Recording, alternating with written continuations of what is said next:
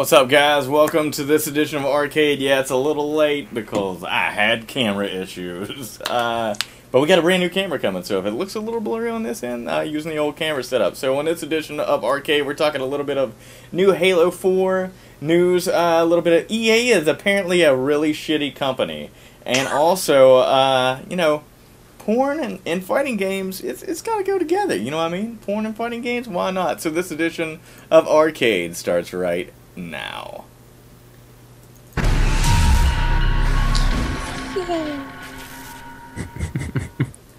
What's up, guys? I'm your host, Adam.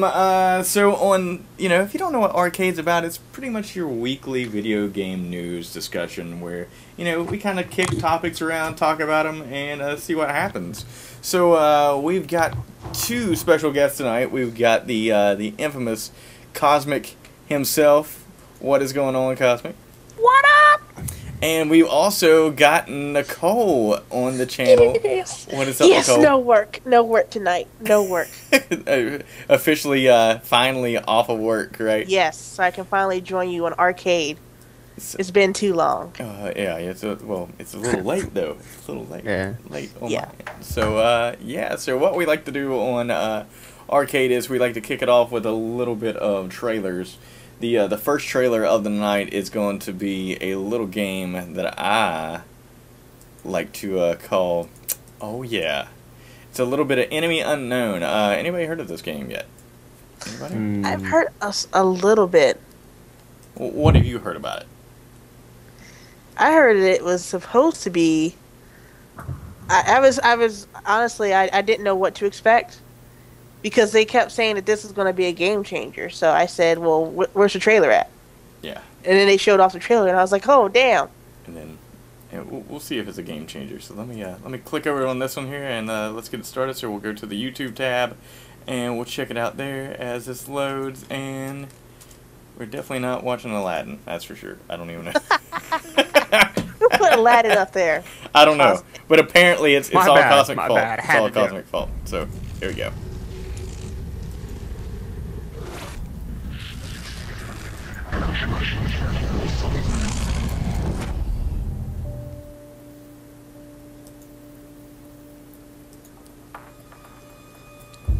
We don't know who they are. We don't know what they want. I know what they want. The Earth and the Earth's They want brains. What we do know is that they're taking people.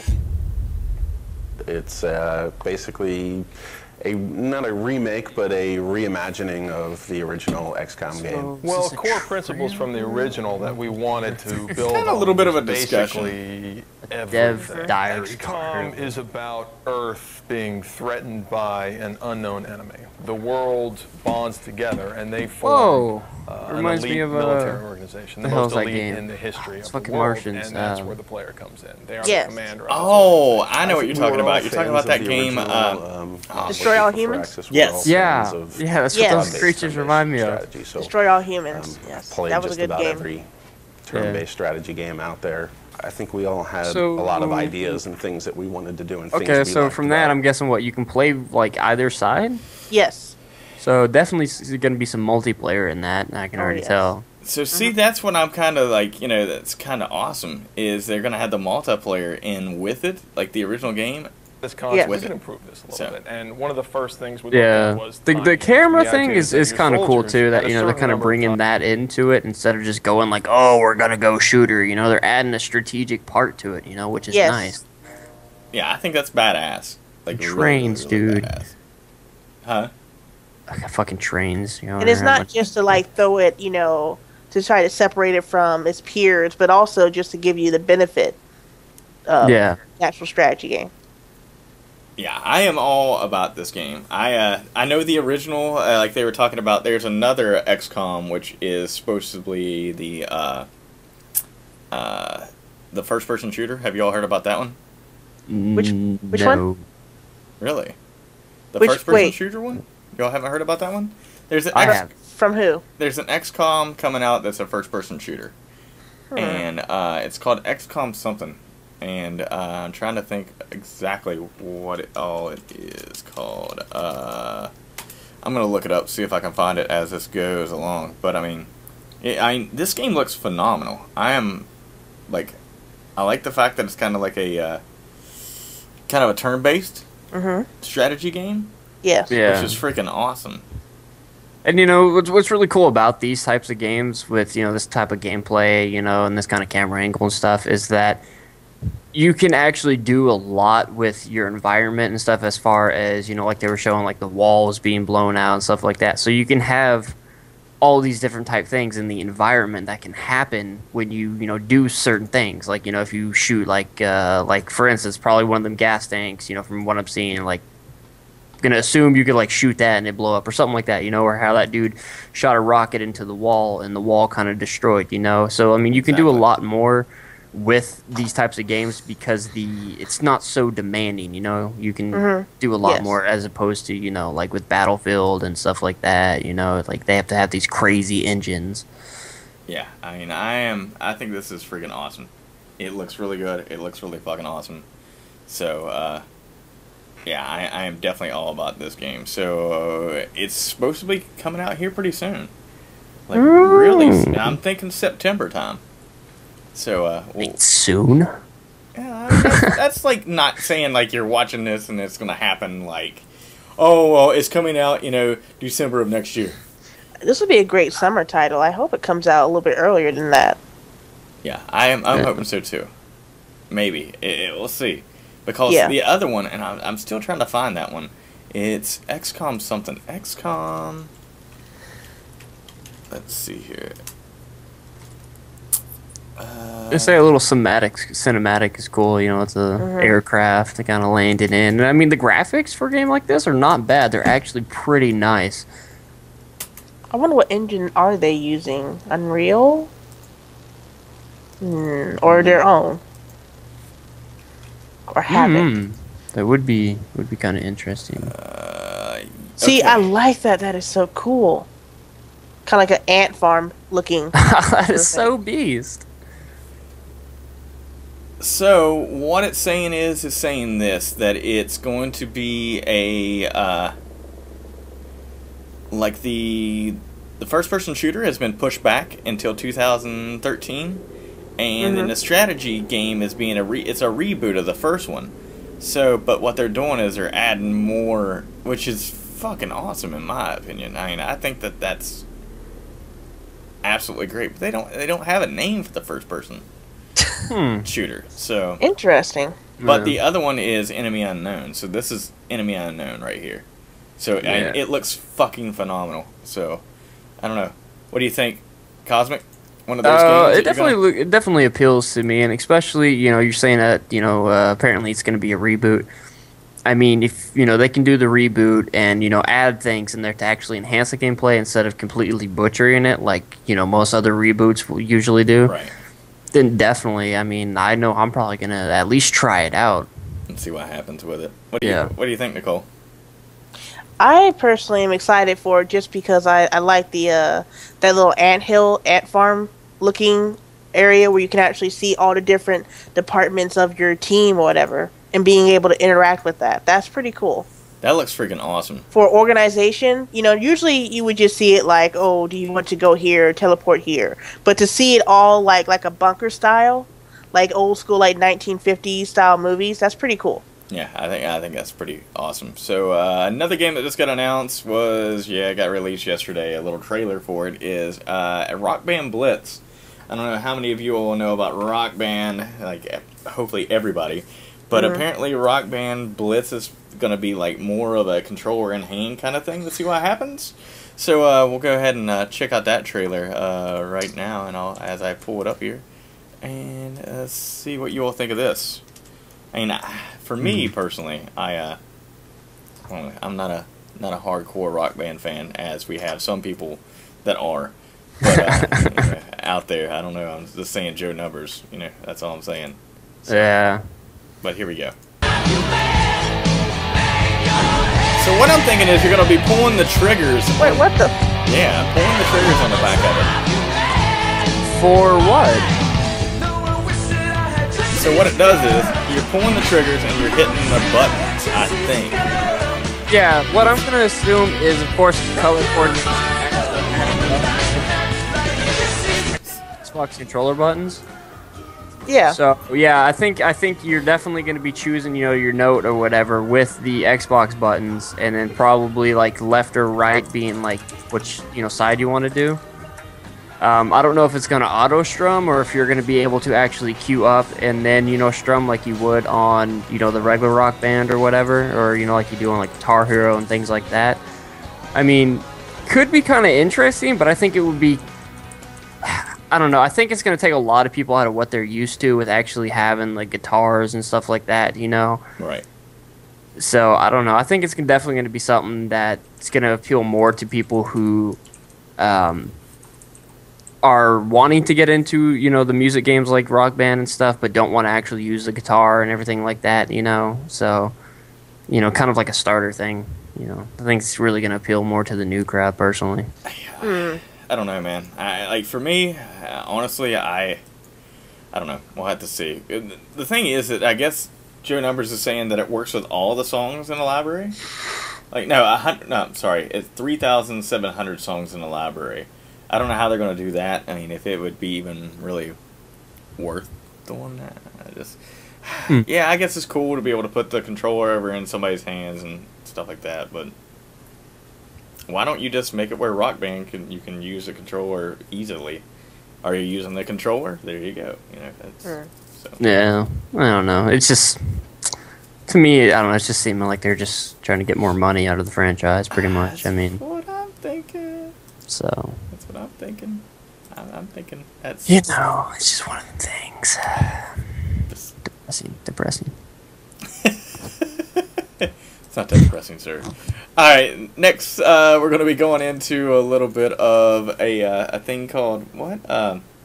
Has anybody ever heard of a game called 0x10C? Anybody ever heard of this? What is this? What is That's this actually error code, but Notch is like a programmer at heart. He's always said that in his interviews, so naturally he would name a game like that. At first he was joking about it as it being called Mars Effect. Yeah, I was just fixing to say that. That was hilarious. I was like, oh. I liked how people really took it seriously. They were like, oh my god, it's going to be called Mars Effect. Yeah, and it was so awesome because not only did he call it Mars Effect, but he actually took the Mass Effect text and put it with it. I was just like, oh, that's too good. It's too good. So yeah, you're all right. This is the game that is the brand new game coming from Mojang that Notch is working on. Supposedly, it's a survival series in space. That's kind of what I'm getting from it. Like from the website, if you all want to check it out, I'll give you the link here in the chat. It looks, man, I'm gonna say, like, for what they're saying, I'm hoping it's kind of like this. Everybody ever heard of the game called Project Zombot or something like that? Damn it, and it slipped my mind again. I'm horrible with names. Zombirex or something like that. But it's kind of like a survival game with zombies, right? So I'm hoping this is going to be what this is. So yeah, I think he was. I might be wrong, but I think he was actually saying, yeah, you know, it's going to be space, you know, survival, but it's going to focus a lot around, you know, like crafting stuff and managing your actual ship. Like because he has like fully integrated like computer systems in there you can use, and you're going to actually have to manage like the power usage and stuff of your ship and all that. From what I was seeing, communications officer. Yeah, and I mean, from when he actually announced that he was making this, he's been releasing some screenshots of just him kind of messing around inside the engine he's going to use, and it actually does look like it could be really awesome because the engine he's using looks pretty beast. I mean, I haven't seen. Do you have any screenshots that we can show? Oh God, I don't even know. It was on his Twitter. See if you can find that, because what it is saying it's really in development, like they did with Minecraft. We expect to release the game in early and let players play and help shape the game, which is fucking phenomenal. I mean, to be honest with you, I don't know why a lot of developers don't do this already, because this is pretty fucking cool to give early access to it, and you can sit there and say, well, I remember whenever this did this, you know, but now it's this, and okay, you know, it's freaking awesome, absolutely awesome. He's got so many tweets. Yes, he does.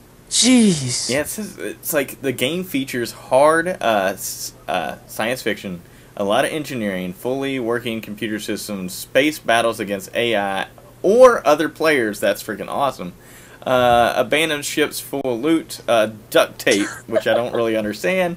I guess that there's redneck engineering involved in this. Yeah, I think that's going to be for like quick fixes, because I'm guessing you're going to have, of course, like piping and stuff going in there. And I guess that's going to be something like if you're fighting someone, I guess you can be like, oh my god, quick repair, you know, for temporary to do the fight. Yeah, seamless landing on planets, so you're going to visit other planets. Advanced economy system. I don't know how that's going to work. I guess NPCs on planets and things like that. Random encounters, mining, trading, looting, single and multiplayer connected via multiverse. Oh my god. This dude's about to make my dreams come true. I've always wanted to be a what do they call them? A space scavenger. Collecting all random junk and stuff and being like, hey, what you buying? What you selling?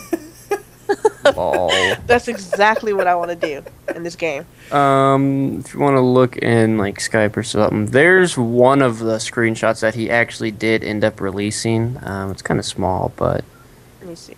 that was one of them he did. Yeah. I remember when he said he was on Twitter talking about how excited he was about that. Yeah, basically what he was just doing is he was messing around with shadows and stuff like that, and 3D stuff. Like that's another one that he did. That's like his first rendition of him trying to get the shadows and the lighting right, and with the cubes and everything. But that's pretty balls, though. Yeah, from everything that he's like released so far, it's all been around that, you know, those pictures with that same, you know, engine and stuff. So they all have everything he's released so far is kind of, you know, pictures and stuff is him playing around in that engine. You know, talking about the game and everything. So I'm going to assume that that is the engine he's going to use, and if so, it's going to look pretty damn nice. Yes, it's going to be freaking ridiculous. I mean, to be honest with you, that's absolutely ridiculous. So one thing that did kind of put me down a little bit was the whole pay-to-play thing. I was like, ah. What? Really? What pay-to-play? What do you mean pay-to-play? Apparently, it's going to have a monthly fee. No. What? Yes. What? Yeah. Money. Like $2 a month. I can actually $1 a month. How about that shit? Let's break the mold. Let's do says there will be a monthly fee for multiplayer because free-to-play games are a scam. Person says a single-player mode will not have any recurring fees. So basically, when you get it, you can do single-player all you want, no fees. But if you want to play multiplayer, you're gonna have to do a monthly fee for it. Oh yeah, it does say monthly fee, and it says the graphics will be simple. I don't stop viruses. The players will have to do that themselves, which is kind of that's a little hint to something's going to be in the game.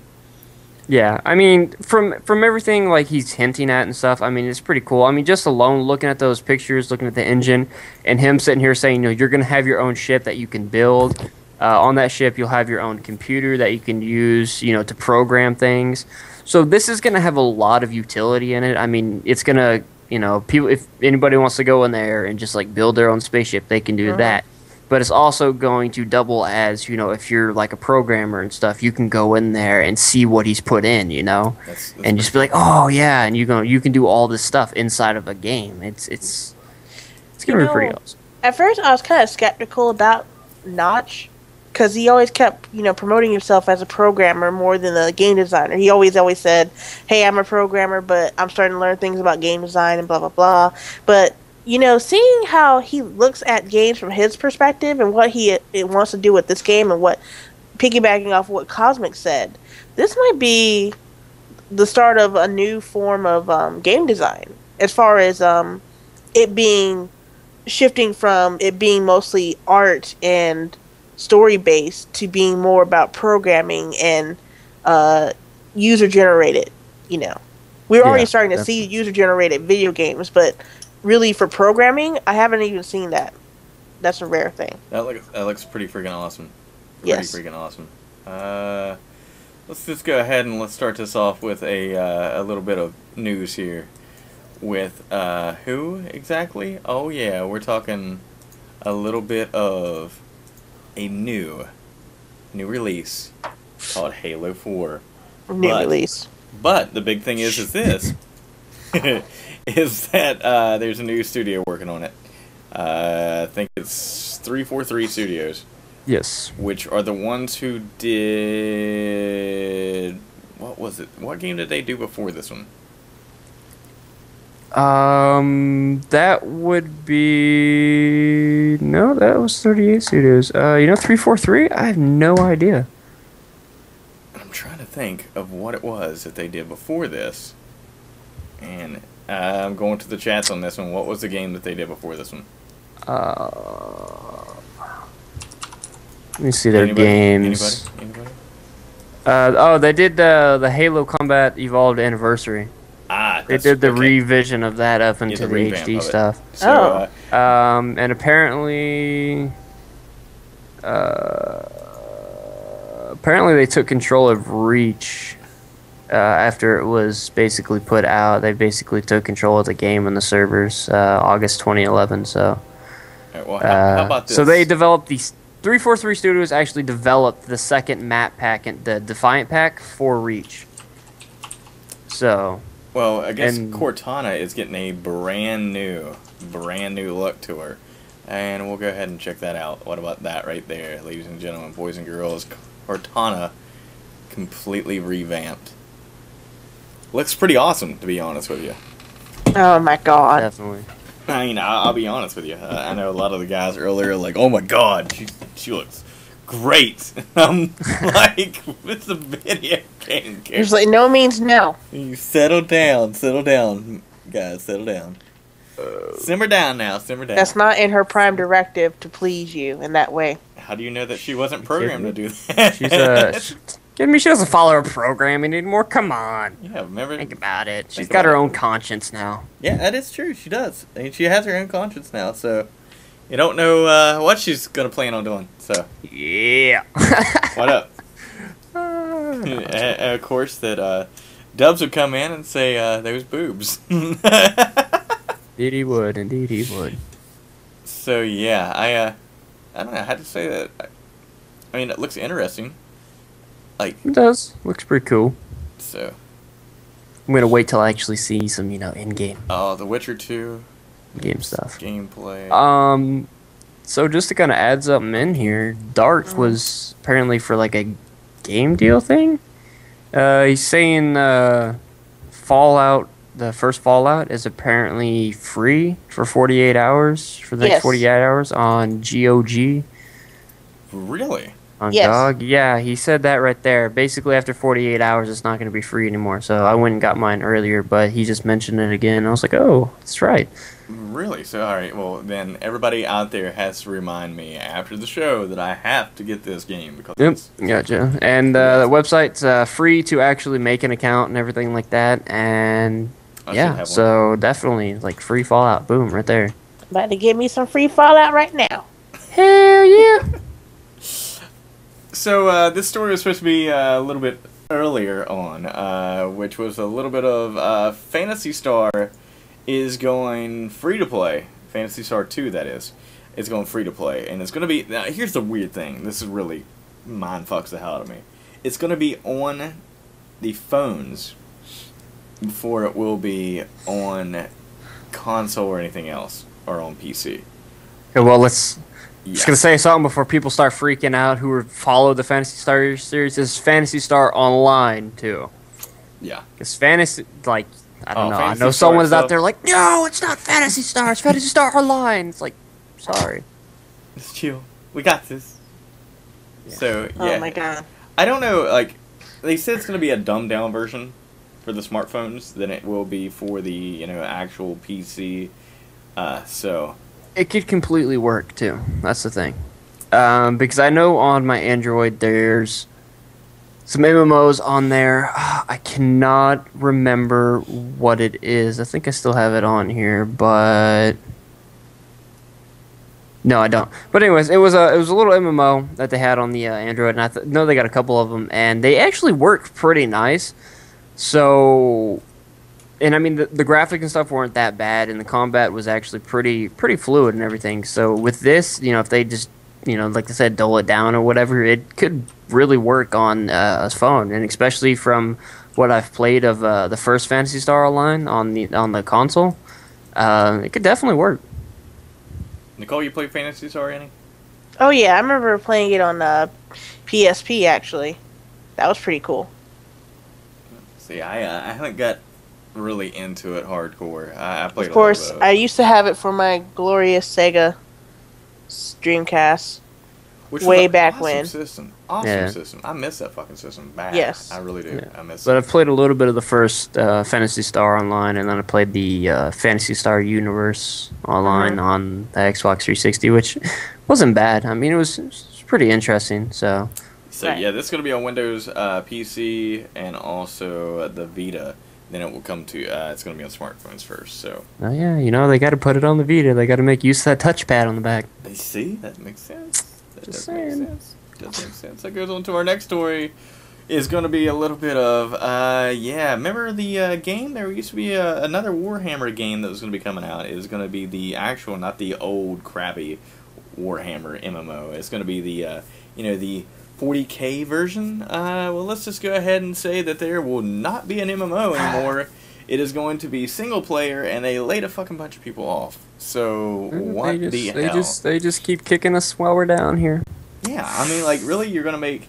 First of all, this is Mythic. Mythic is the company who made the Warhammer Online. Online, yeah. Yeah, which was a shitty version, and it's okay. It's not great. It's the only thing I liked about it is that you could jump in, other people do public quests together. Like there would be quests happening, Yeah. and you jump in an area, then you could participate in public quests. That was cool.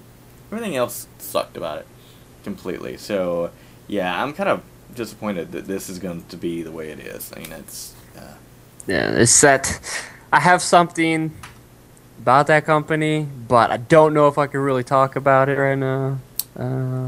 which company? Oh, Mythic in one of their games. Oh. I have to do a quick search. Quick search for some NDA. Yeah. Yeah. So, Nicole, have you played any of the 40Ks? Like the strategy games? Have you Oh played? no, I literally just got into PC gaming like last year, so no, I never. Gonna have to get you into some of that stuff because honestly, that's one of the. It's kind of like one of those you don't have to really manage your resources kind of games. Yeah. It's freaking phenomenal, and I was Okay. I was super pumped about this game coming out, which was going to be an MMO where you control your character, but now it just. I can't believe they're doing this crap to me. Okay, so apparently the NDA is lifted on it. Really? Talk Yeah. about it. Oh, the Wrath of Heroes. Wrath of Heroes. What is that? That is alright, because I guess they realized that Warhammer Online was a huge flop, right? So basically what they did is they started making this Warhammer Wrath of Heroes game, which basically there's no questing or whatever. Basically it works kind of similar to the way like League of Legends does, where you can just jump in, you know, and you have like a little champion or whatever, and you know go around, you know, it's PvP, but there's 3 teams and it's all together, and they did it really weird because they went with the MMO style of the character, like, you know, how you had your character in Warhammer Online, you know, you third person, you know, tab target and stuff, you know, all that. They kept that and they just ported it over, which to me just really angered the hell out of me because you're playing this PvP, you know, based game. It's all PvP. There's no PvE or quest or whatever, you know, so you're only going against people, and they left the tab target in. They left it in. I was like, why would you do that instead of making us actually have to aim our abilities and add some skill base to the game? I was like, ah, you bastards. Yeah, I'm really in. And just a little update out there, Nocturnal's in the chat saying, oh, did you finally plug the camera in? This is actually a different camera. The other one, Microsoft is actually a decent company and sending me a brand new one for free. Oh, now they're a decent company. After I went off. Fucking product, I swear to God, I'm taking it outside, beat it with a hammer, and then drown it. It's like, what? I've never said anything like Anyways. But, yeah, I don't know. I mean, it's like, you know, they were like, oh, yeah, no, you know, Warhammer 40K, yeah, it's you know, it's coming. And then they're like, nope, sorry, we're canceling it. You know, it's not anywhere in the, you know, 2014 plan, so they're canceling it. And then they're like, no, never mind. Yeah, they're saying that they're not canceling it. And then now they're like, well, it's not going to be an online anymore. Yeah, I don't really understand. Like, what the... I don't know. They need to make up their minds. Watch next month or something like that. Like, oh, we're back on track. It's going to be an MMO. I would love for it to be an MMO.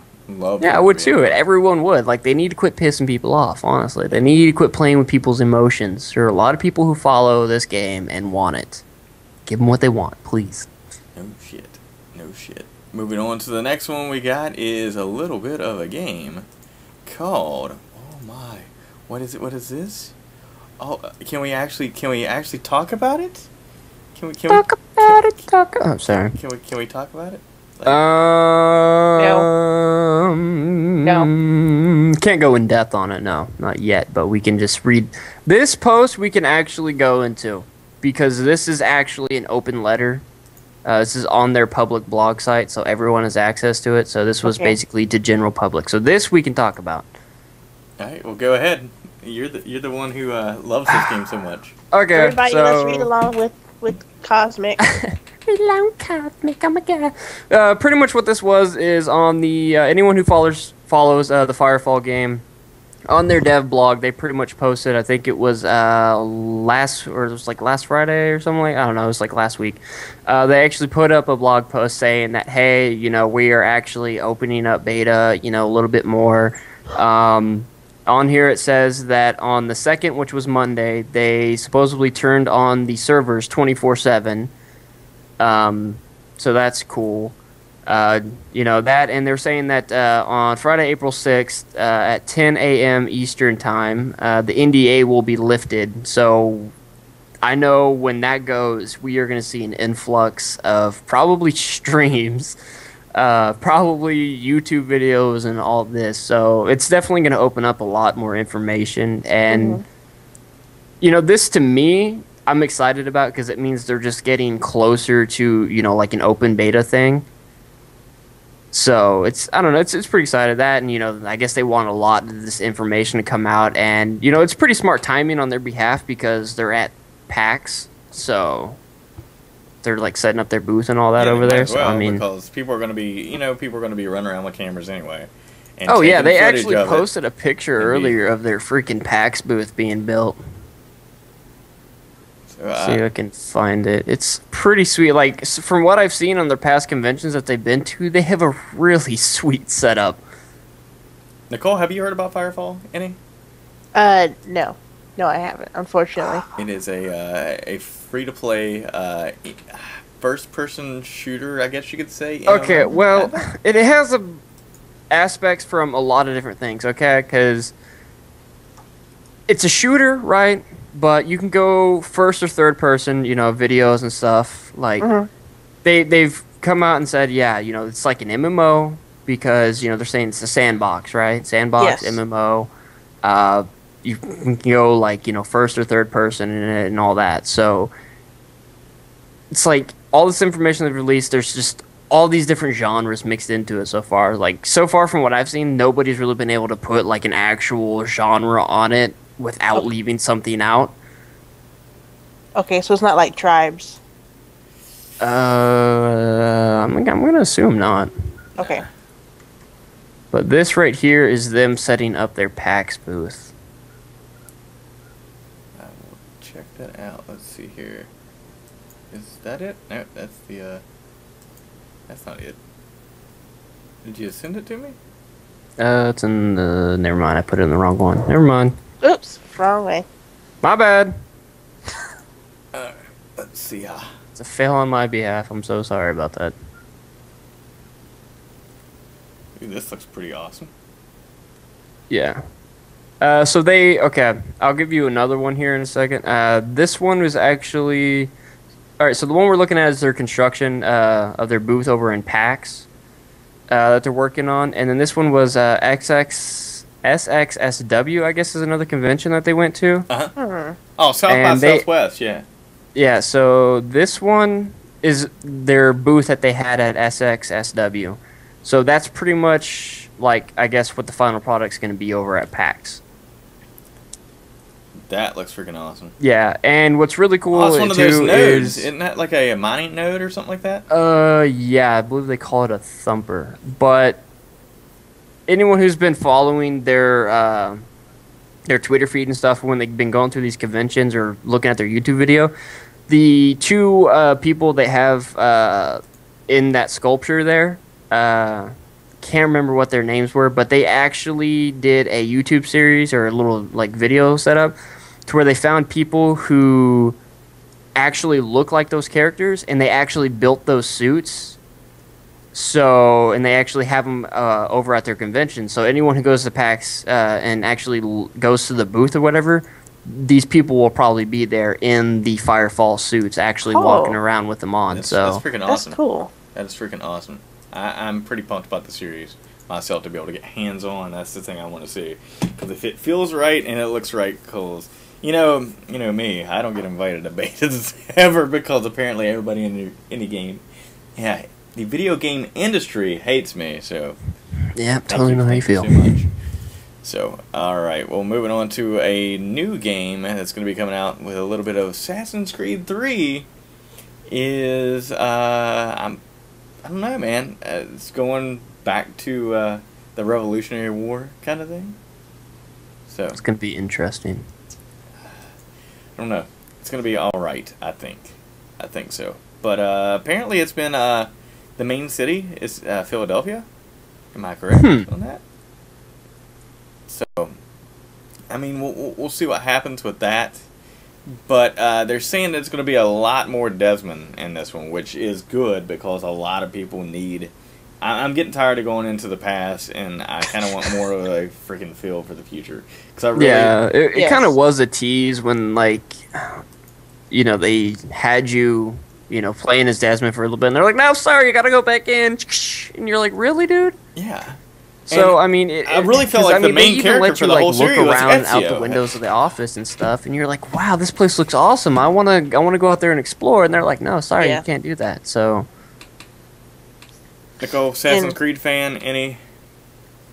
Yes, I like I said, I love the fact that they've been working on this obviously since 2, and the fact that they've had basically Ubisoft has so many studios they can basically work on like sequels to other games, regular games, and still work on Assassin's Creed 3. So that just shows you how much dedication they actually do have towards that franchise. I really do appreciate everything that they've thrown at it so far as doing things to get people into the series. Like they actually have a really extensive Facebook game for the Assassin's Creed series, which was actually pretty cool, and it kind of led to, you know, seeking into as far as like Brotherhood and Revelations. It was pretty cool. The thing that I'm actually mostly concerned about is obviously the whole end of the world scenario, because obviously I think at this point everybody knows that the world is in peril because there's a potential for another solar storm to come and, you know, mess with the Earth's magnetic field and destroy, you know, humanity and blah blah blah. And obviously the Templars don't really care about that. So it'll be interesting to see what Desmond does, and it'll be interesting to see if Ubisoft will actually be using any current events that currently happen to kind of, you know how they do. They always put like the real life historical figures in the Assassin's Creed series. Yeah. Like I want to see maybe Bush in there or something, or maybe Dick Cheney. That'd be cool. What? So are you going to say that what's going to happen is the reason why Dick Cheney blew somebody's face off is because the Ezio got in the way and accidentally hit his... That would be so perfect. Oh, that would work. That would work. Right there, man. You need to write Ubisoft and all, and be like, yo, idea right here. It's like Dick Cheney's They'd probably face, look at it and be like, that's awesome. Like Dick Cheney's face, you know, make it where he blows this other guy's face off because he accidentally gets bumped as this guy was going through the crowd, and he accidentally like knocks the person and bumps him and oh man, shoots the guy in the face. So yeah, I don't know. I wasn't a big fan of the first one because it would get repetitive crap. It was repetitive. I'm glad that they got rid of the damn towers. It's cool that they're going to the trees and the forest, and the fact that the environment changes. Like, you have nighttime. You don't really have to wait for a certain event to happen, and then it turns into nighttime. It's like a changing environment, just like Shenmue. Yeah, which is really cool. Yeah, that's awesome. definitely one thing that really interests me. Like when they showed, when they were releasing or they announced it and they started releasing these little screenshots and stuff, and he was in the wooded area. I was like, oh my god, this is gonna be so awesome, Yes. Oh yeah, and then also the whole fact that you got snow now. You got snow, and the snow actually affects the way that you walk. Like you can't be down and like going through snow. It actually slows you down, so it makes sense to go to the treetops. Yeah, Yes. that, and I think you're going to see a lot of things take effect with this because in the city or whatever, you can kind of make some minor mistakes or whatever. It doesn't really matter too much because you're in the city, so there's like lots of noise or whatever. So it's easy to sneak up on people. Yes. But you look at these screenshots and you think about it, and if they go really in depth with the mechanics or whatever, you got the snow. When you're going through that, walking through that, it's going to make your, movements a lot louder. Yeah. Forget about that stealth. And then, you're going to have, like, bushes and stuff like that. So it's going to be pretty interesting. That and to see how you're going to be taking people down without having buildings to jump off and get them. Like, are you going to be hiding in the tree or something? I mean, it's going to be pretty cool. I'm interested in how this is all going to go because, for me, like I said, I haven't been like a hardcore Assassin's Creed fan, but we'll have to see where it goes from here. So let's see here. What is this? Oh, okay, I already had that. So the next one is going to be a little bit of EA being one of the crappiest companies in the U.S. And what was it? They got the Golden Toad Award or something like that. The Golden Poo Award. Golden Poo Award. That's what it was. Is that So, which I agree completely. It's a shitty company. They are they're not about their fans at all. They're all about making I absolutely love the excuse that the guy gives. He says, "We're sure that the bank presidents, oil, tobacco, and weapons companies are all relieved that they weren't on the list this year."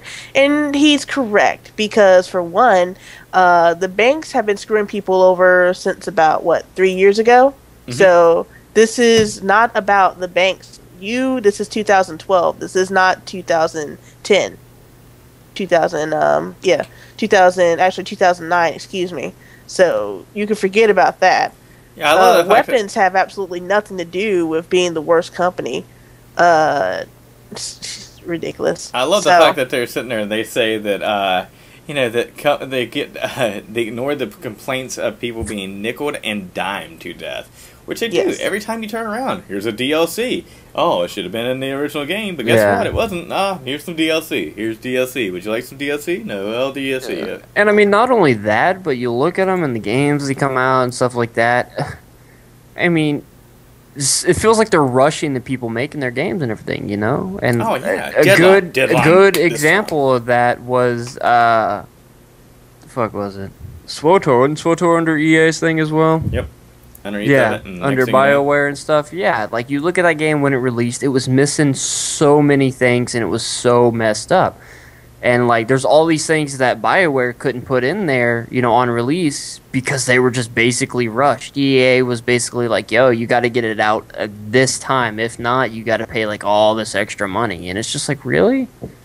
Yeah, I'm not a fan of EA. I haven't been a fan of EA since they screwed up one of my wonderful MMOs called Ultimate Online. They fucked the hell out of that one completely, which I'm not a huge fan of them at all. So, Nicole, fan or not a fan of EA?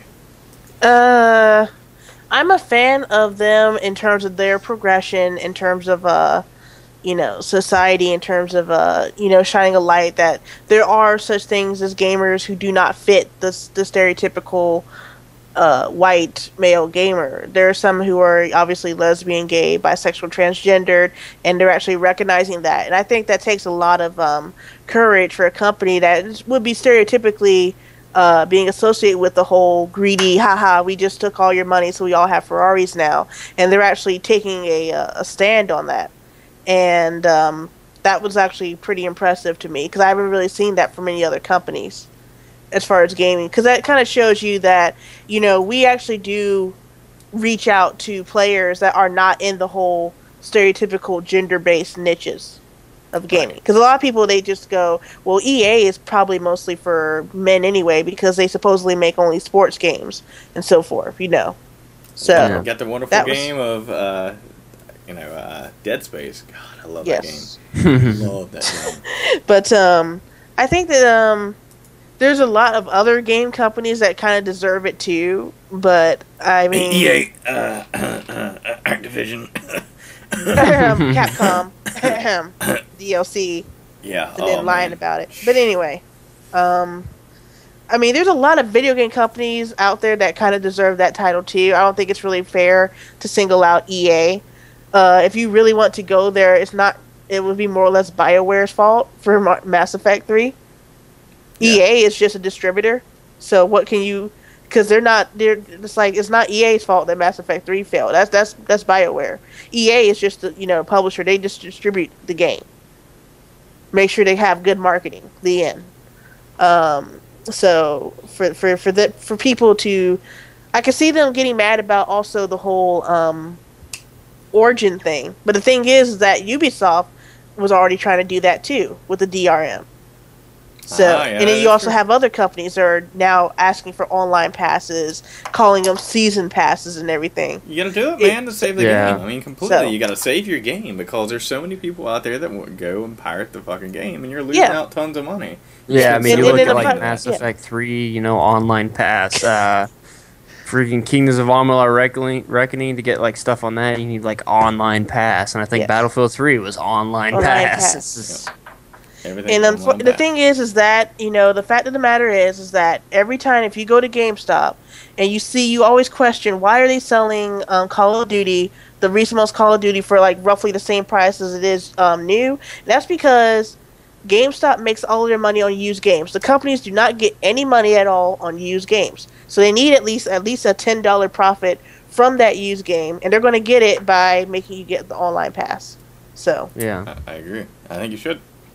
So until the media changes, which is why you see a lot of people in the industry calling for a change to media to just being straight up just downloadable video games, because a lot of people do not like physical games just because it takes up a lot of space in their home to certain things, and now with cloud-based memory saving, there will be a nice little shift over to digital-based gaming. So.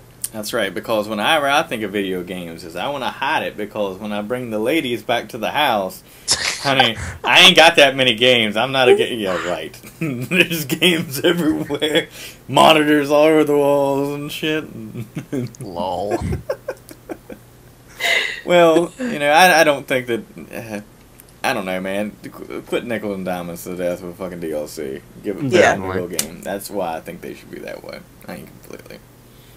So, going on to the next one is, possibility this may be the specs for the PlayStation 4. I've been hearing a lot about this lately, is that supposedly PlayStation 4's, all these new specs are out and stuff like that. So, I don't know if this, it's not 100%, it's not true, it's a rumor.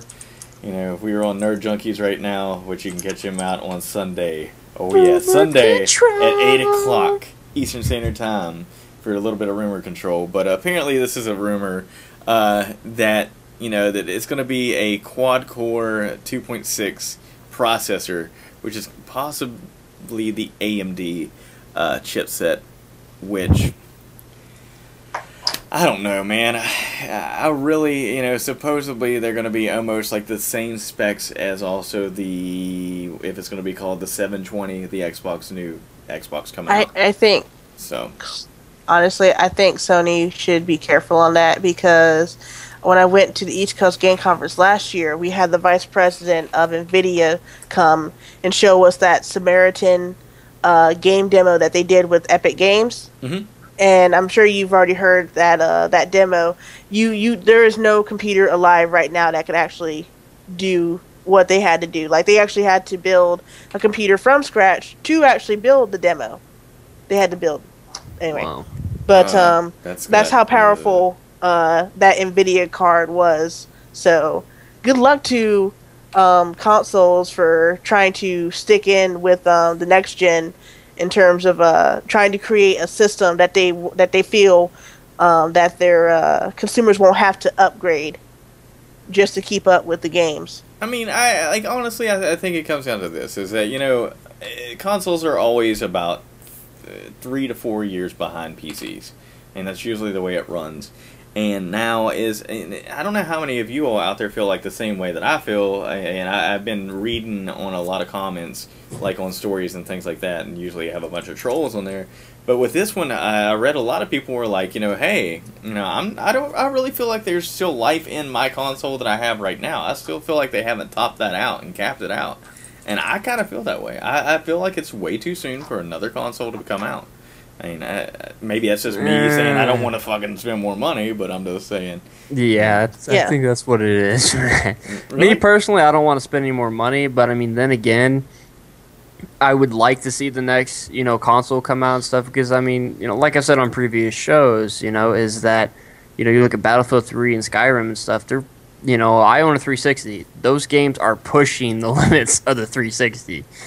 I mean, you look, like Battlefield 3, for example, is, you put in Battlefield 3 or whatever, it's like, okay, you got that, but you have to download a high definition, texture thing on there just to kind of get, some, better, a little bit better looking, textures and everything like that. And not only that, but, the single player and the multiplayer on separate discs. So you got a 2-disc game for a shooter.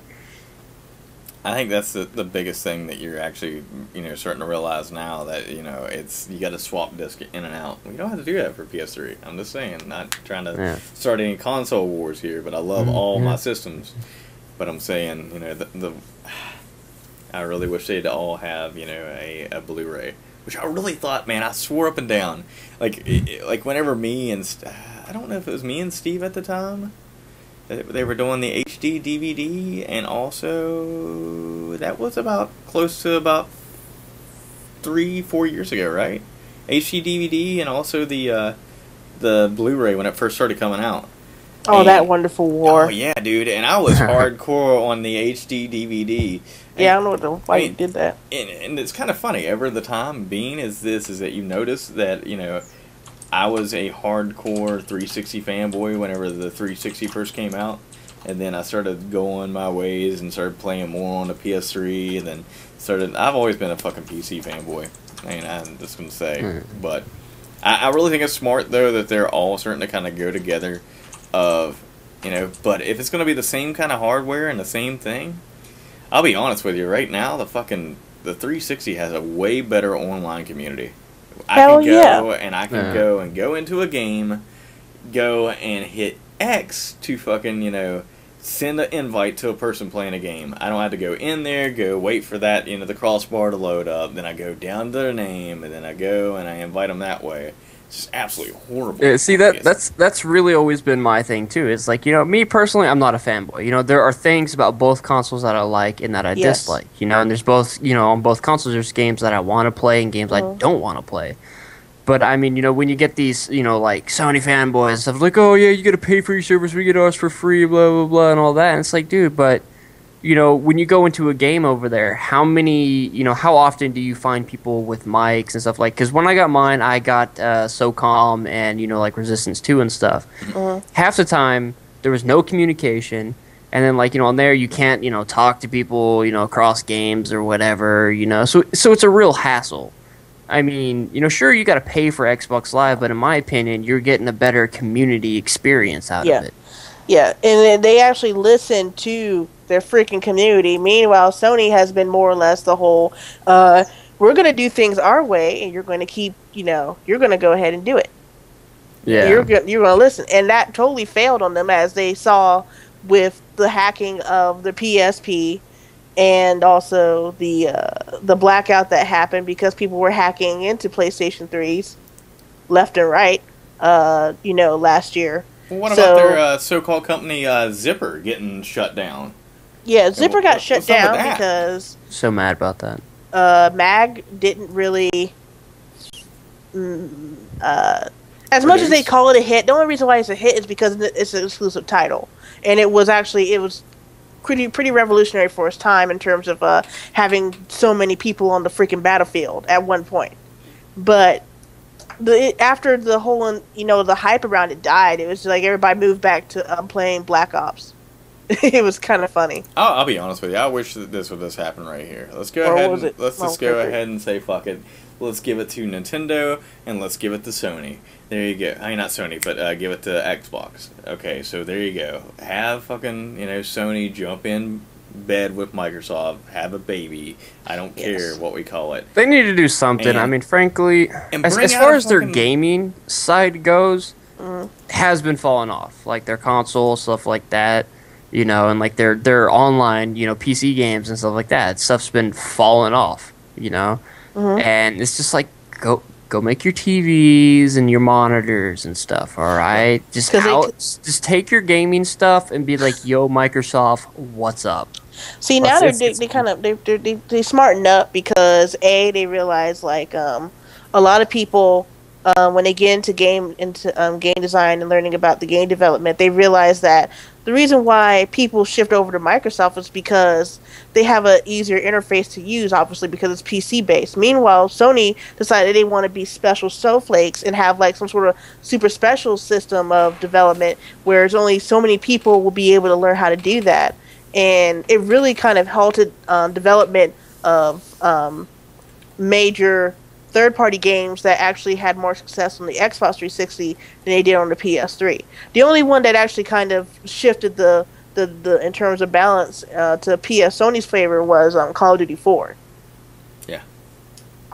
But other than that, all they can do is just basically proclaim, "Oh, look, we got our best first-party exclusives on our system," and it's like, well, let me see, you haven't updated PSN. You instead of giving us cross game chat, or at least Skype on PlayStation 3, you give us a text chat room. You don't actually combine the text chat room with the already in place video chat. I was like, are you guys serious? That's the most stupidest idea I've ever heard in my life. Yep. I agree. The only thing that they did that was actually kind of innovative was the whole ad hoc thing for the PSP for those who wanted to play games and wanted to use infrastructure mode, but didn't have, obviously, infrastructure mode on the game. That was it. So, I'm sorry for ranting. I do have a PlayStation 3, as you can see from my room. But, I mean, push comes to shove. If they don't implement some of the changes, I might end up shifting over to the 720, whatever the hell it's called, 1080. 1080, 70. But I'm already saving up my money to buy both systems when they come out. Absolutely. I'm not really feeling the name Orbis, but whatever, we'll go for that. Dude, the thing is think about it. They were gonna call it the NGP, and then next thing you know is they're gonna name it something shitty. Vita. Like this is the Orbit, but then they'll call it fucking Spearmint. Or some fucking stupid name. Like, it means visceral life within breathing. Fuck off. Name it something fucking awesome. Like, Nintendo was stupid. Nintendo called it the fucking Wii. But before that, it was called the fucking Revolution. It was fucking awesome. Sounded great. And then you go with Wii U, because it wants to sound whimsical. Fuck off. Anyway. You should have called it WoW. That's the sound whimsical. That's good. That's awesome. It's fucking garbage. Alright. Wii U, the whimsical machine. Wii U sounds like somebody farted in the room. And I love the conflicting statements by developers. Like, at first you get some that say, this game wouldn't be playable on all the other consoles, but except for the Wii U. And meanwhile, you got other people going, the Wii U ain't nothing. And it ain't gonna be nothing. It's fucking 3 years. It's 3 years behind it. It's like fucking 6-year-old technology. I mean, really, it's the next gen systems.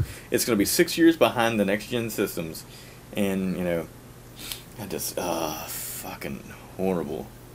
Really? So supposedly, Dark said supposedly there's gonna be a name change for the Wii U. Yeah. At E3, yeah. I hope so. Fucking wait for E3. How many other people out there, when they watched E3 last year, didn't know that the Wii U was a console on the side?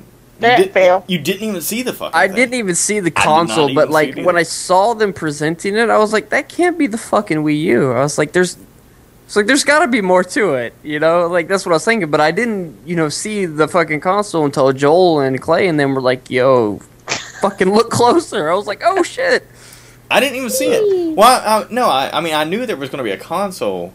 I'm not saying that, but I'm saying, like, I didn't know there was, like, a console on the side of the picture, because they didn't even show the fucking console. They just showed the fucking controller. It was one of them, like, split-second things, like, oh, did you catch it? No, alright, fuck you. Exactly. It's like, oh, no. Then we only had heard the rumor that there was only going to be one of them. Now they've supposedly got two on there. And the next thing you know is each of those controllers costs $150 each. I guarantee it. I'm quoting that right now. I thought that was funny how they were like, no, so we can have one controller. It's like, why not make it two? You can have two Wiimotes. Why the? Come on. I'm saying it right now. I'm quoting this right now. $150 for each of those controllers. I'm just yeah, saying. this shit's gonna be overpriced. You already know it is with the technology they put in it. Yeah, just the screen alone on that controller is just like, yeah, no. Good thing I don't have any friends. Because I ain't buying two of those bitches. Good thing I'm an Xbox fucking owner and sticking with Microsoft for now, because we alone just no. I'm sorry. I'm not gonna buy a console that's supposed to be new gen or whatever, but it have the same graphics as my 360. No, cool. Alright, so we'll move on to the next question. But before we do that, I thought it would be a nice time to pay a little bit of money. You know, get some money in the pockets to pay for all the stuff that we do on this side. So, guys, we'll be right back after this commercial break. And you all don't see the commercial, then you're gonna see a screen up. So there you go. All right, guys, we'll be right back after this.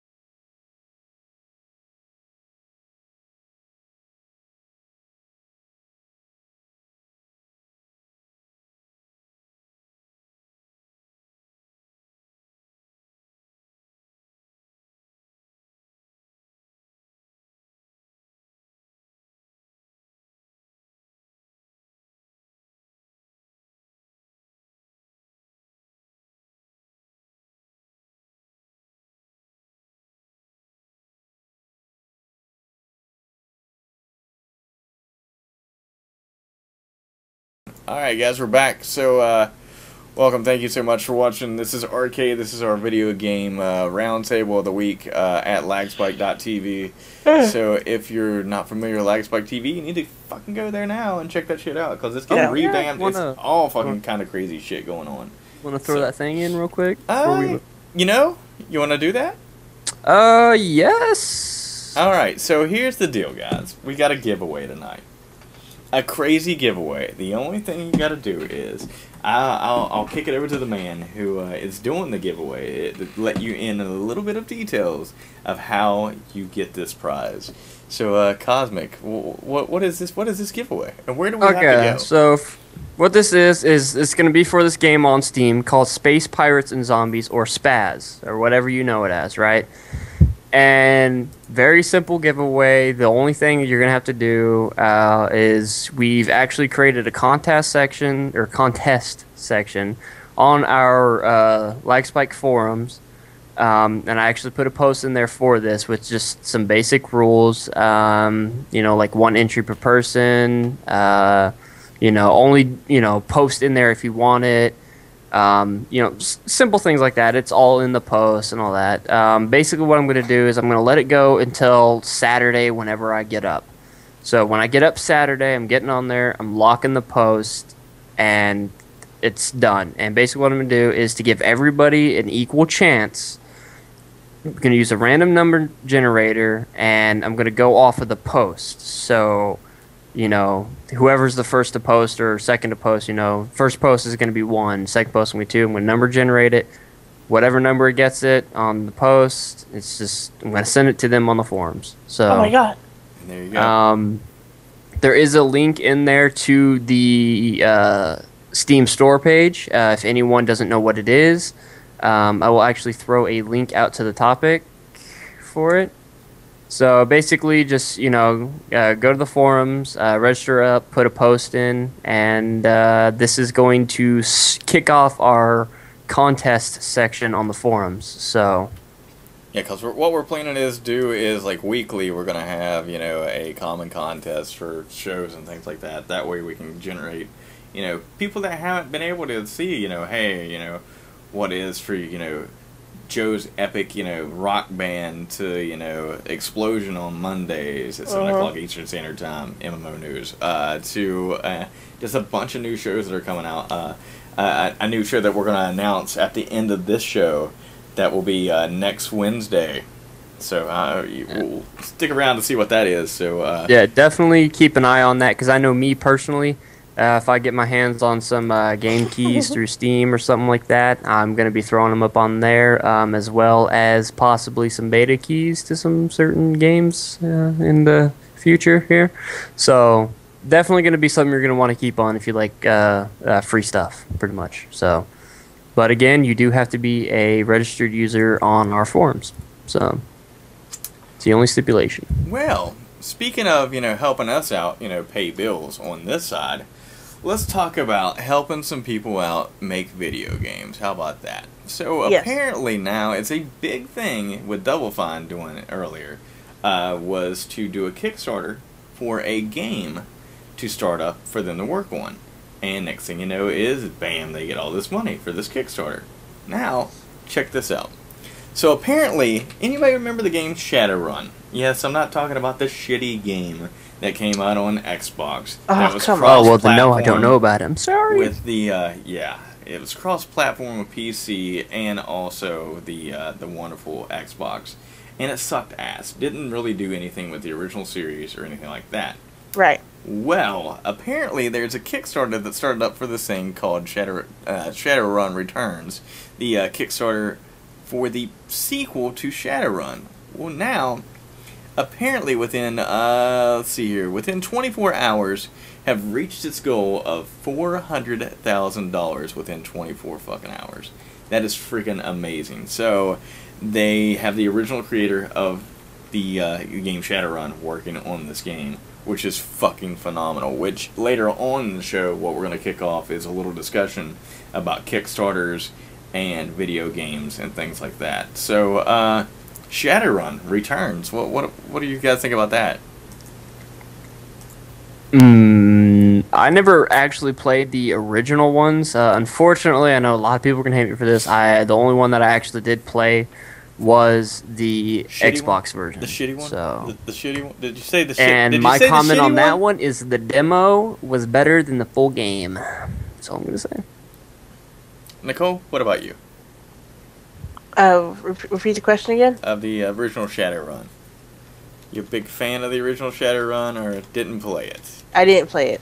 Oh, you are killing me. That's what you get. Killing me. I told you I was primarily Sega, then PlayStation. Thank you. Killing me softly. Hater. PlayStation Master Race.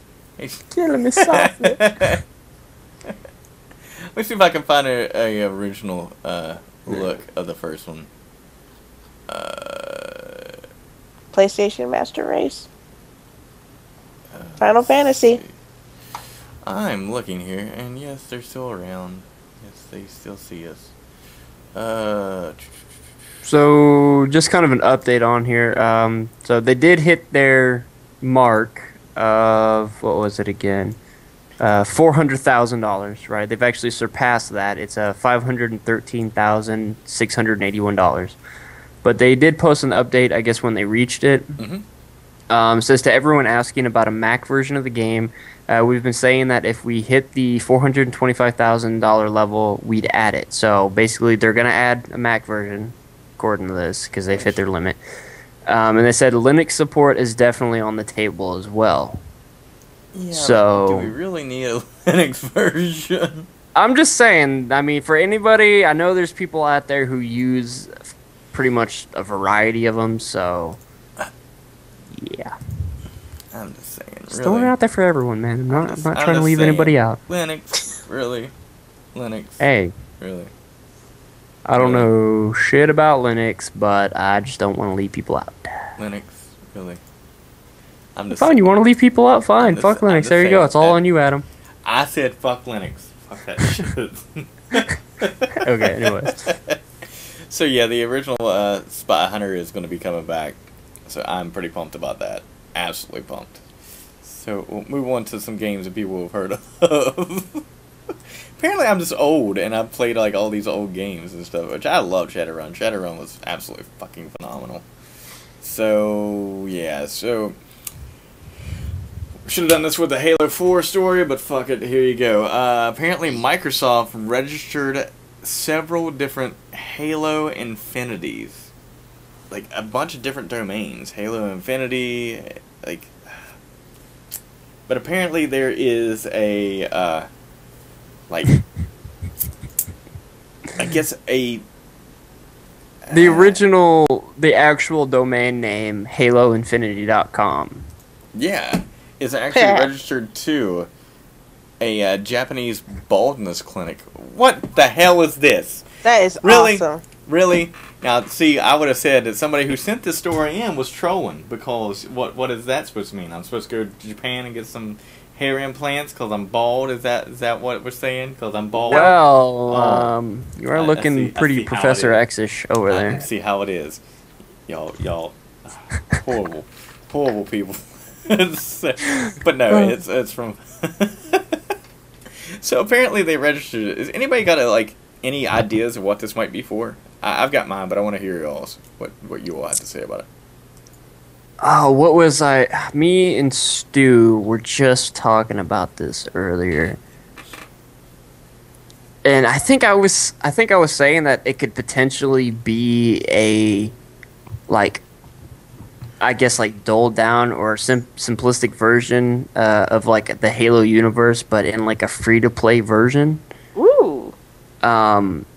And I know he was saying that Infinity in the name is, I think he was saying that Infinity was actually a map, which I don't, there's too many maps for me to remember in the Halo universe, okay? There really is. But he was saying that Infinity was a map on Halo 1. Yeah, Joe's saying that, okay. So, I mean, it could have something to do around, around that. So pretty much my final thought would be free-to-play Halo game, probably based around the Infinity map, maybe telling a story about it. I don't know. That's just what I'm saying. Anybody else? Nothing. You ain't got nothing. I always thought it was going to be a nice little tie-in between Marathon and the first Halo. But obviously, now that Bungie has left and said, F y'all. So, I like Cosmic's idea, him and Stewie stewing about. Yeah. And I mean, and I'm just saying free to play because, I'm saying free to play in the Halo universe. I'm not going into any specifics it's going to be shooter or whatever, because, who knows? I mean, they could go shooter, they could go RTS. I mean, there's numerous things they could do. I mean, so it's one of the things we'll have to wait and see, because right now this is pretty much all kind of speculation. Oh my god, they're gonna make another game, So it's all speculation right now, and they haven't came out or been oh yeah, we're doing it because of this, or they haven't been you don't have a developer or anything on it. It's just Microsoft registering domain names. I'm saying that it might possibly be... I'm going to go out on a limb here and go crazy with this one. You ready for this? Yeah, sure. Either one or the other. It's going to be a Halo MMO, or it's going to be kind of like what Call of Duty did with the map packs. Huh? You know what I mean? You know what I'm saying? How they have, what is it, Call of Duty Elite? But see, they have Halo Waypoint for that. For the stat tracking and heat maps and stuff. No, I'm talking about for, the if you pay into this, then you will get Infinity fucking map packs. There you go. Yeah. Could be. I'm just saying. That's speculation on that. That would make sense. Or it would just be... branch off of Halo 4. I don't know. Not a hardcore Halo fan. I'm just saying. I don't know. There's a lot of things it could be. could be just a DLC for Halo 4 that they're just kind of reserved. I don't know. Could be that Master Chief is fucking bald and they just want to give him a little bit of hair from the Japan hair baldness clinic. Just saying. I can see the Photoshop going with putting your face inside the Master Chief helmet right now. No, you fuckers. I know you. It's like your head on the Venom guy. Yes, I don't want to do that awesome. shit, but y'all haters. Haters. Anyway, alright, so enough of that one. Let's move on to the next one, which this is freaking amazing as shit. Alright, so apparently, I don't know how many of you all are Game of Thrones fans out there. Me, I am a huge Game of Thrones fan. I watch that shit religiously. I was pissed that WrestleMania was the same time as of the Game of Thrones. But there is a little thing that I'd like to show off here on this side. So if you guys go to your YouTube side of everything here, and we'll check this out right now. So apparently this was made in Minecraft. So and they redid this whole thing, which is absolutely awesome. Yeah, I mean, for things like this to pop up in Minecraft, it is really not unusual. That's the thing. I know, I think they have, I don't know how long ago it was. I think it was fairly recent. I could be wrong.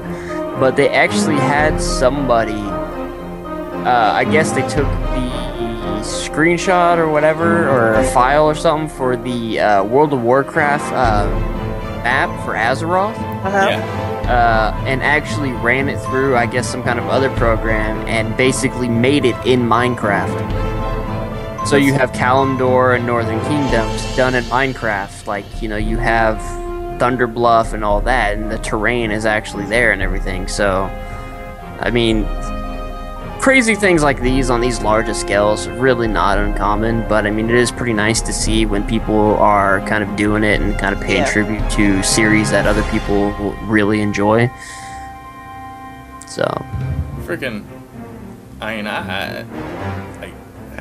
oh, it's the crypt. Okay, so at the bottom. Yeah, this... Yeah, like, these types of things, though, I gotta say, take a lot of... Either a lot of people, or a lot of people and, like, a lot of time and concentration. I mean, you have to really... It's really kind of like a trial and error thing with a lot of these big builds like this, because, you know, you put things together, you know, you think you're going to work, and then you'll step back and look at it and be like, something's off, so you have to go back and you got to fix it and everything. So these things really take a decent amount of time. Yes. I mean, look how many different buildings there is, and then we spend how long in ours to build what we do? You know what I mean? Yeah. I mean... It's, like, I've done a couple medium-sized builds or kind of fairly small builds. Like, they're small compared to this, but I've done some pretty decently sized buildings, you know, with some alright detail, you know, and kind of made, like, you know, I was going off a picture, and, you know, I've made some certain things in there. Like, I think I made, like, a war memorial on one of the servers I used to play on. What else did I do? I did some building. It was pretty cool. It was like a concept art from some certain game. I can't remember what it was, though, and I can't find it. But, I mean, you know, those are fairly small that I did. Nothing in comparison to this. Them basically doing an entire city. I mean, so this absolutely amazes me, man. People doing this kind of crap absolutely amazes me. Yeah, I don't have the patience to build something on that scale. I really don't. I'll be honest with you, I don't have it either. So, yeah, I'm a huge fan of the Game of Thrones series, and I saw that and I was like, holy crap, somebody else has done something else in Minecraft that's absolutely phenomenal. So, but moving on to a game that I don't know how many of you all played it. I have it on PC. I did have it on PSN, or not PSN, but PlayStation 3, and it sucked horribly on that because there was nobody playing it. But it's a little bit of Far Cry 3. So I'll let you check out a little bit of the multiplayer footage on this, which was brought up the other night to me, which is absolutely freaking amazing, man. Absolutely amazing. Yeah, like, this was phenomenal. I forget who linked it, but I was like, oh my god, they showed us this. Like, I'm so happy you showed me this. Oh yeah, and I was like, holy shit. I can't remember which one I have on Steam. Far Cry 2. Yeah, I played the multiplayer and a little bit of single player on that. And I gotta say, the multiplayer on that definitely did not appeal to me. You know, the sliding and everything like that. And if you know, when you watch this video and just the way the weapons work and everything, it definitely does have more of kind of a tactical-ish kind of Battlefield feel to it. Yeah, because it's capturing spawn points. Yeah, well, not only that, but you just look at his movements, you know, and the way his character actually moves and the way, you know, when he's just aiming from the hip with the gun and everything, it's not snapped, you know, like, you know, most people would play on COD or something like that, you know? It's a little bit of kind of, I guess, like, I don't know how to say it. It's just... I mean, I'll be you don't honest with you. turn as easily, I guess what it was. It feels like there's a little bit of resistance when you turn, you know? Right. And you're aiming and everything that, which to me definitely instantly makes me think, oh, you know, that's kind of like Battlefield, you know? Which I think is going to work incredible for this multiplayer.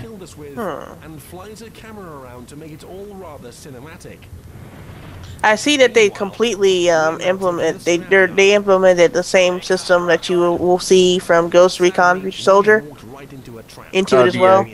Coordination, the kill cam stuff. Yeah, the kill cam and coordination thing. Yeah. So that's really interesting that Ubisoft is kind of trying to carry over certain designs through each of its games. Like that. Yeah.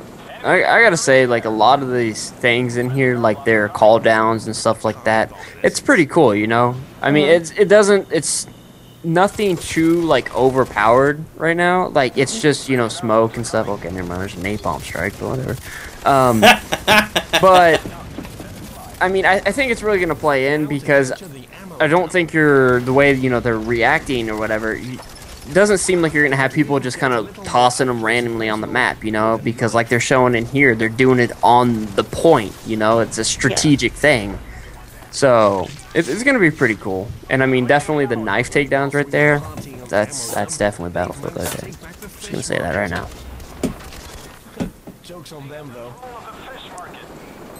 Definitely makes me think Battlefield. But yeah, this call down is really cool. It's just like, brings down the tar and then the fire right behind it. Yeah, that was really nice. Like they have some call downs that you really don't see. Like, you know, yeah, you know, Call of Duty or whatever, you do have like the napalm strikes or whatever, but I mean this is totally different, you know. They just basically toss down a huge vat of oil and then they just basically like throw a match down on it and just like, oh, there you go, there's your airstrike. I mean, it looks interesting. I love the fact that you can take your grenades, cook them. Yeah. That's a huge I love that they slowed down the movement and stuff, because I know in the Far Cry 2 multiplayer, you could do a lot of the stuff like you would like with Brink, where you'd sprint and then you could slide behind like cover and stuff. Yeah. Which really was kind of annoying from times, you know, because I like, you know, the Battlefield, Call of Duty stuff, you know, not so much the Call of Duty anymore, but definitely the Battlefield feel. I think it works right, and especially with something, you know, like this. Yeah, I had to say that. I mean, this looks pretty freaking crazy. Yeah, it looks like they have some really beast weapons too in there, just from this trailer, and I like how you can have like sights and everything like that. So it should be pretty interesting to see what kind of customization you can actually do. Can't wait. Cannot wait to check out the rest of that. So, yeah, guys, if you want to check out things like that, show your buddies about this. We'll link it in the forums. I'll have the post there, and then I'll do show notes, and then you'll be able to see each show individually underneath of that for the show notes and stuff. So, moving on to the next one is a little bit of something that Nicole brought up to my So Nicole, how about you take this one over here and tell us what's going on? What is I'm not even going to touch this one. I'm just going to say that right now. This one's... Because, okay, here's what happened. The fighting game community, currently there's some ridiculous war going on between them versus esports, because esports is kind of like the man. Meanwhile, the fighting game community is like working class or poor, so we don't really have... There's not really like there's one rule and there are no rules, so forth, things of that nature. And apparently, a lot of people now are trying to obviously move on with their lives. They realize that, you know, obviously being poor isn't really helping them out, so they're trying to get sponsorships. Well, one guy in particular, who could have got sponsorships from how do I put this, more dignified sponsors, decided to go for something completely off kilter and decided to get sponsored by an actual porn company. Yes, an actual porn company. The one that one of these going to be sponsored by is called Braziers, or how you would pronounce it. And the thing is that this comes like a month after the fighting game community already like came under like the microscope for apparently a sexual harassment incident that happened on a live stream from a marketing thing for Street Fighter Cross Tekken. And so right now the fighting game community has kind of like this like magnifying glass on it, as it were.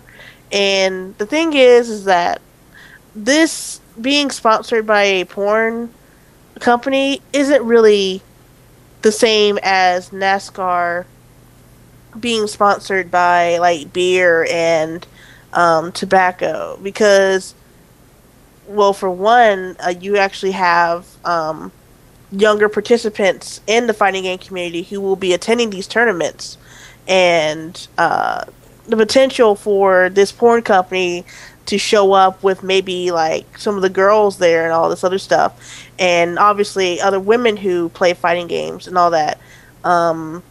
It's gonna make it's just a really bad situation all around, and some people in the fighting game community are all like for it because they just see, oh well, these are chicks, so you know, not really having girlfriends of their own, they're gonna be all for it.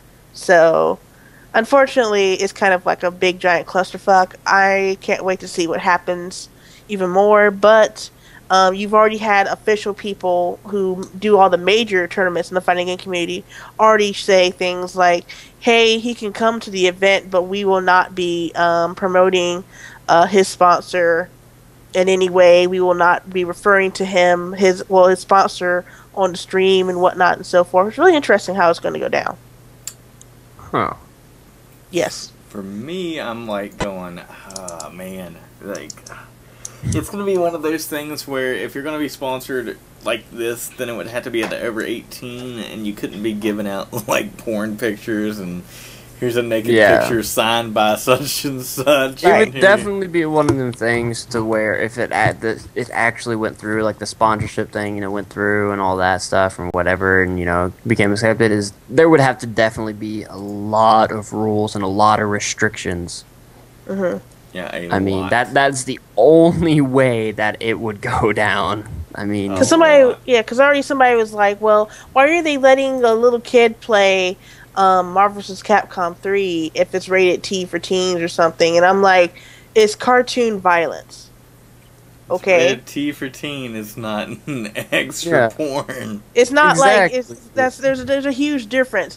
We see that Morgan and Cammy have the shape and womanly features of a woman, but we obviously aren't seeing them naked. You see what I'm saying? Yeah, I mean, and I mean, not only that, but I mean, you know, there's been, you know, some nudity in games and stuff like that, but I mean, you look at that compared to, like, you know, someone being sponsored by, like, a porn site or something like that, you know? Yes. That is way excessive, you know? That is way outside, like, the boundaries there. Hey, number one is this. You can't say that he's, you know, just playing the game because he's getting sponsored by him. Think about it. He's went outside the box to something else. So it's love. Because, I mean, at least when most people get sponsored in the fighting game community and esports in general, they are sponsored by people who have some sort of thing to do with video games, in some form. I would think about it. When you log off, you may want to go, you know. Like, oh my God, no! Don't even go there. No. Shame on you, Adam. Oh, what? I said to go get some Doritos. That's what I was going to say. I just wanted to go get some Doritos after I got. That's what you call it now, getting some Doritos? No, I didn't. Get me some Doritos. So every time you get off Skype, you're going to go get some Doritos. Is that what we have to look forward to from now on? Jesus. No. All right, then. Don't even answer that. Anyway, moving on. Moving on. Alright, well, let's go ahead and let's get into our video game discussion of the night. It's going to be a little bit of thing that we like to call about, Kickstarters. About, games and being, we talked about earlier that, Shadowrun got a Kickstarter and they made a certain amount of money to be able to make the game. What is your all's idea on this? I mean, is it a great move for these companies to be like, hey, if you love this game so much, why don't you help us make it? I definitely think I personally like it because, I mean, it's one of the things that really allows for, developers and stuff to kind of go back and kind of bring back some of their classic games that people really enjoyed. Maybe they haven't, had the funds to kind of go back and do a side project like that. Yeah. So this, really kind of helps out, just the gaming industry in general because it's opening up a new kind of line of, I guess, like revenue or whatever for people to get, these games made. Yes. I mean, so basically from what I've seen is the developers look at the popularity of these games and, it's like, okay, well, you want to see it come back, you're going to have to, give us the funds for it, Yeah, and people really respond to that and they really like it. And, we've already seen like loads of successful ones. I think in the past, like, month and a half, 2 months or whatever, we've had like 2 of them already reach their cap. Yes. So, Nicole, what do you think? I think it's good as long as it's not like some sort of, as long as it's for an indie game and not one that will be actually officially backed by like a major publisher in the end. Because I like I said, I'm in game development, so of course I might eventually have to use Kickstarter. But I just hope that obviously it won't be like maybe Cliffy B or somebody might turn around and be like, oh hey, maybe we want to make another Jazz Jackrabbit. What do you say? And it's like, well, you already have Epic Games in your pocket. Why would you need Kickstarter? You know what I'm saying? Right. yeah. So, but I'm pretty sure they wouldn't go ahead and do that. That would be actually rather foolish. I can totally see somebody like Double Fine doing it because of who they are. But To be able to another thing is I'm worried about is people might be scamming. Is there? I need to actually do more research on this website because people might be able to say like, "Hey, I want to make another Toe Jam and Earl," and people go, "Okay, cool, we'll give you all the money you want," and then like 6 months later, it turns into, "Oh well, we ran out of funding. Too bad. Sorry, guys." Yeah, either you make it or you don't. So, yes. Yeah. I don't know. My take on it is this: it's that a lot of times there's a lot of games that I'd love to see be made again, and my thing is, if I'm putting money into the company, I better get a free fucking copy of this game. That's all I'm saying. I mean, it depends on if I put $60 in, I should be able to get $60 out of the shit. So, Yeah. I'm just saying. But I really do. I think this is a great thing because I think it's going to start up a lot of series of stuff that instead of being funded by these like companies that go along and they're like, yeah, well, let's see what you can do. Oh yeah, we're investors. Oh yeah, we want that game like right now, and want it now. Go ahead, produce it. So. And we want DLC. Exactly. Yeah, and you were saying that if you contribute to the Kickstarter stuff, you want a free copy of the game. Well, from what I've seen on a lot of these, they actually do say, hey, you do $15 or more, you get a free copy of the game. Like the Shadowrun one we were just talking about, that was one of them. You pledge $15 or more, which is their minimal one, you'll get a digital downloadable copy of the game, DRM free on PC. Says you get an exclusive desktop wallpaper for your PC, Mac, tablet, or mobile device. So I mean, $15, you're getting some pretty decent stuff, for back in the game that you want to see come back. There you go. It's I don't know, man. It has good points of views and it has bad points of view. I don't want to see somebody that's sucking the fucking shit out of money and just be like, yeah, we had to cancel the game. Cost too much. Like, really? Yeah. Really? Where's my money? How about that? Mm-hmm. So, alright, well, I guess that does it for this edition of R-Cade, guys. I guess we've already went through all the stories completely. Yes. But I think it's time for a little bit of announcements of what's going on with Lagspike. So, you know, there's been a lot of rumors, a lot of speculation about what's been going on this side of late night, me, working on stuff. So everybody keeps on asking, what's the deal? What are you making? What's happening on this? So I know that a lot of people, whenever they came to Lagspike from other places, they were, like, yeah, we really, we put time, money into that, and we would like to get something out of it. Well, they kind of left that situation, and now they felt like, they're, what I really miss is, it's kind of like having something being taken away from you. Well, I really miss this part of my life. I'd like to have that brought back. So what's happening is LSW. LSW is Lagspike Wrestling. So it's a wrestling league which has a, I guess you could say, AI versus AI, which you basically go to our forums, go create a character there of what you would like to see your character look like, and things like that. And what we do is we have a storyline of that will be happening next Wednesday at, I think it's going to be about 7 o'clock. 7 o'clock Eastern Standard Time for that. I think it's going to be the time that we're going to be running that. So what happens is we'll have that. We'll have some stories behind the characters, what's going on with that whole thing. And I made a promise a long time ago to a lot of people on this side that, that they were missing out on, and I've held up my end of the deal on it. So, yeah. So that's what LSW is. And so I know Cosmic's got a character on there. Where did this come from? What is this character? What is this background of this character? Don't worry about where he came from. He will destroy you. Okay. Okay. Oh, I think he told you. That's all you need to know. He's the destroyer of all. Kind of. We won't talk about his test matches, alright? We'll just go with he's the destroyer of everything in his path, okay? We'll just go with that, and we'll be good with that, yeah. Alright. I feel comfortable saying that. So, Nicole, are we going to see you on LSW? Hell yeah, I'm trying to create my character right now. Oh, well, alright. So, what is your backstory?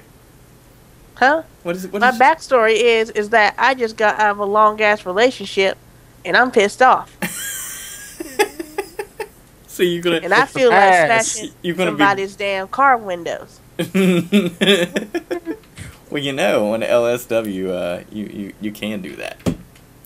So awesome. I'm just saying. So yeah, another little announcement is, guys, if you're a big fan of Nerd Junkies, they just got a new lineup of clothing that you can go through, and you can... Want to show that on the stream, by the way?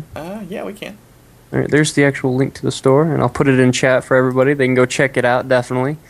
I know myself, I am actually probably, hopefully, sometime soon going to be trying to get my hands on one of their hoodies, so... Alright, so there you go, guys. The lineup of all the stuff that they've got running on here. They have interesting clothing line here at the very bottom. At the very bottom, they have thongs. You know what I'm saying? For the ladies. Thongs. So, anyway, guys, if you want, there you go. There's the pricing and the listing there. You can go check it out. There you go.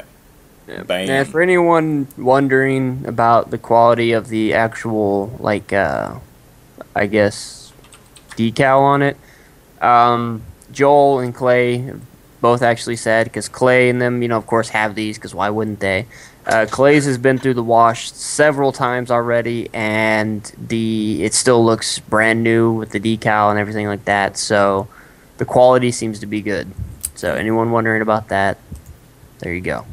Alright, well, I guess this comes to the part where we plug a little bit more stuff here is, guys, if you want to check out our website is lagspike.tv.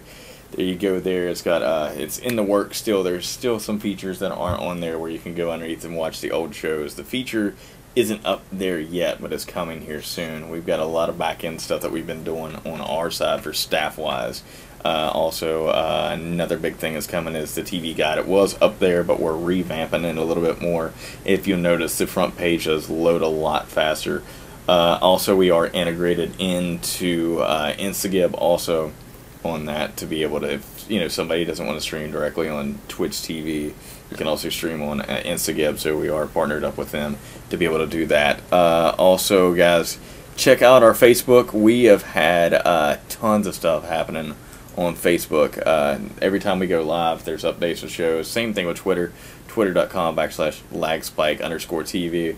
A lot of the updates of, like tonight, the camera fucked up hardcore. Had to have Microsoft go through and give me a brand new camera. So we got lucky there. So if it looks a little bit fuzzy on this side, it's a different camera running this stuff.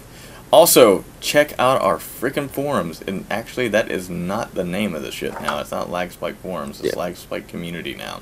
Yeah, lagspike.tv /community, I believe is what it is now. Yeah, you definitely want to go check that out. That's where the contest is at right now. If you all want the game, Space Pirates and Zombies, Spaz is the short name. It.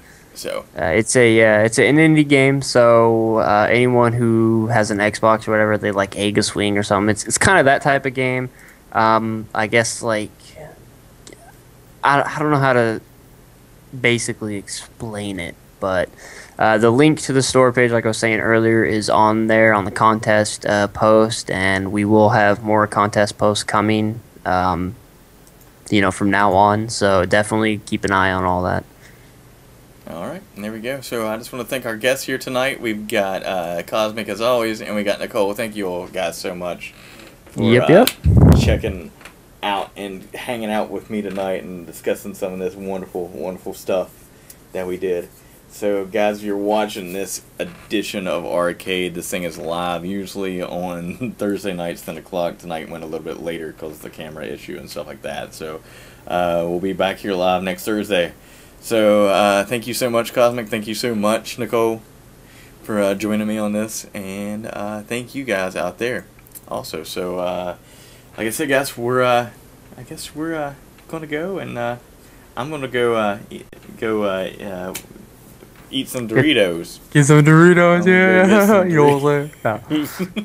All right, guys. So we'll see you next week. Take it easy. Take care, and we're out of here. Doritos for you. Oh, yeah.